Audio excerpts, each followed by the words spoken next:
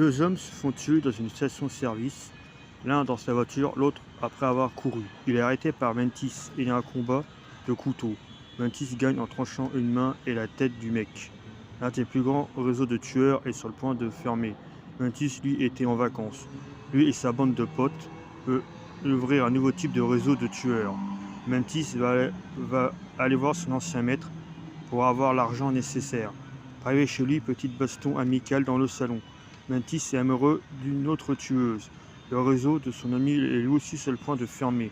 Un gamer veut donner l'argent.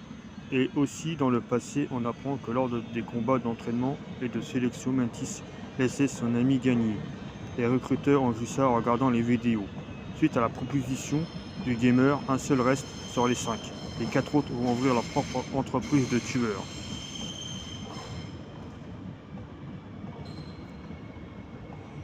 Mantis donne que les contrats à son ami, les deux autres presque rien.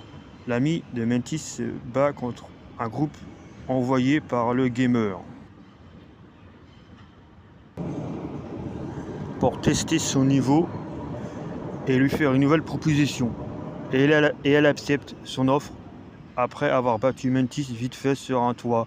Au final, les deux autres amis de Mantis vont chez le gamer. Mantis reste seul avec une autre femme. Le gamer veut que l'ami tue le maître de Mantis et le maître de Mantis veut que Mantis tue l'ancien patron de son ami. Il fait un faux meurtre. Vers la fin, il y a un combat final entre Mantis, son ami, et le maître. Mantis gagne mais refuse de tuer son maître. C'est son ami qui le finit. Scène finale, le gamer se fait tuer par Mantis dans sa limousine. Il fait son chauffeur.